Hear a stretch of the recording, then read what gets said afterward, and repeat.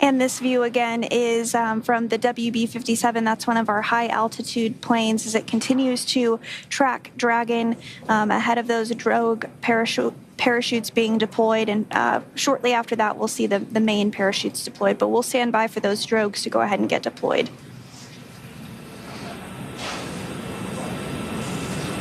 We are hearing that Dragon has good pitch and yaw stability, so everything continuing to go really smoothly, targeting that splashdown at 12:29 a.m. Pacific time, so just about 4 minutes or so from now.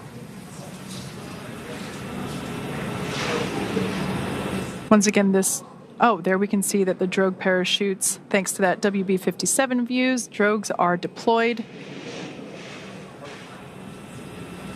We can see two good-looking drogues. Oh, this is a great view from inside the parachute bay where those drogue parachutes... Drogue chute descent rate nominal. Next, Dragon copies.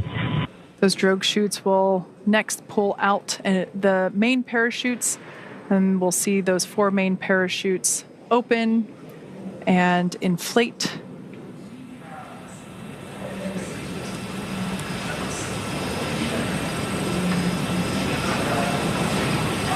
Once again, Dragon we can see deployment there of the 4 main parachutes. Dragon is doing this autonomously, releasing each set of parachutes. We can now see those 4 main parachutes begin to inflate.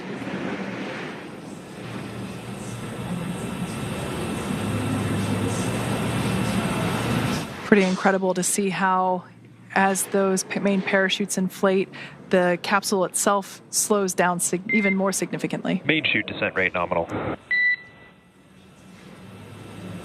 Copy, nominal descent rate 1,000 meters. Copy, 1,000. We will continue to hear call-outs from Commander Matt Dominic of the distance from the water. Those parachutes really doing their job now, as you mentioned, Kate, starting to slow the spacecraft down even more and more. By the time the crew actually does splash down in the water, they'll be going about 15, 16 miles per hour.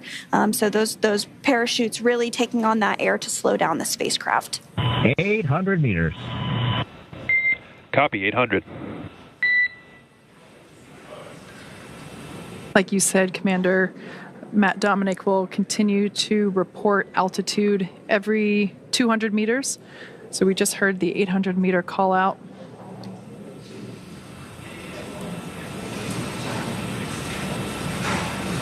And we also heard that the descent rate was nominal or as expected. Another good call. 100 meters.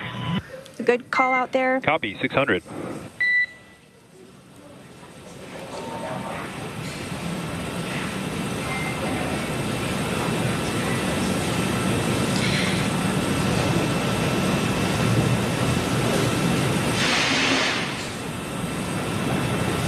Continuing to get great views from the WB-57 as Crew-8 is nearing splashdown. 400 meters. Copy, 400.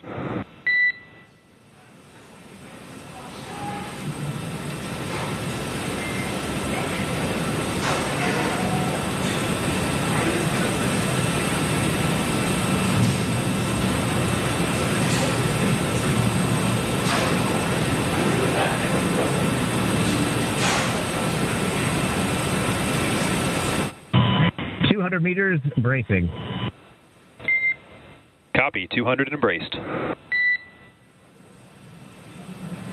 At this point in time, the seats in Dragon have rotated a little bit to help provide a more comfortable and safer bodily orientation for the crew members as they come closer to splashdown.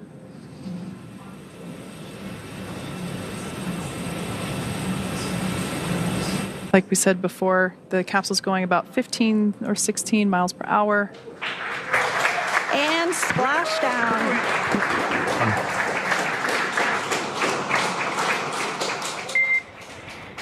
And Endeavour, we see the same. On behalf of SpaceX, welcome home. And as you can see on your screen, we do have visual confirmation. teams. What an incredible ride.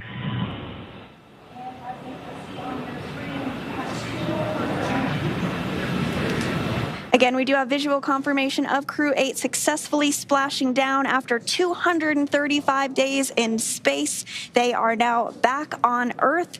Dragon Endeavour has returned home, and NASA astronauts Matt Dominic, Mike Barrett, and Jeanette Epps, and Roscosmos cosmonaut Alexander Gurbankin are back on Earth after an approximately 34-hour return journey from space. As you can see, SpaceX recovery ship and team have been waiting for Dragon splashdown, and they're now making their way to the splashdown location. Teams have been ready and waiting about 3 nautical miles away, so it's going to take about 30 minutes for them to make their way to Matthew, Michael, Jeanette, and Alexander. They're inside Dragon. We can see there the recovery lights shining some light onto the Dragon capsule. Now, immediately after splashdown, the Dragon capsule automatically cuts the lines. Dragon, we share water. Operating flight control state.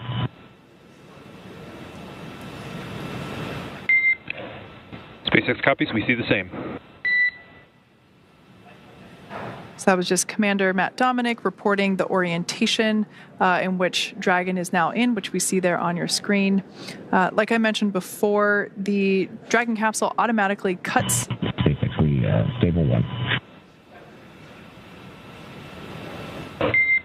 Copy and concur. Stable 1.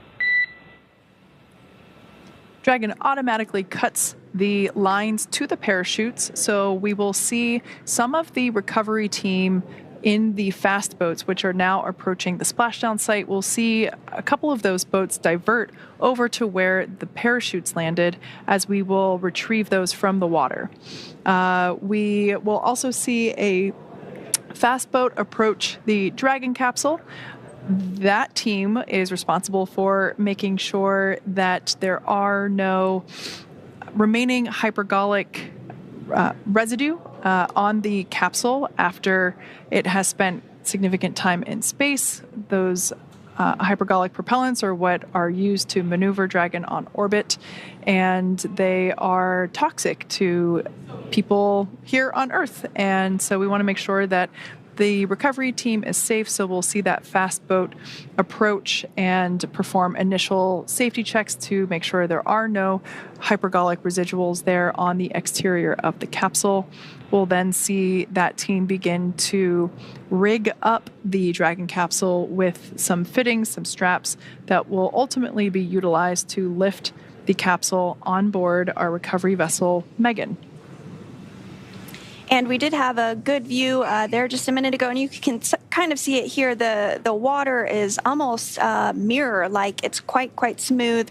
Very beautiful weather there off the coast of Pensacola for these recovery operations. So as you mentioned, they are going to begin to assess capsule safety.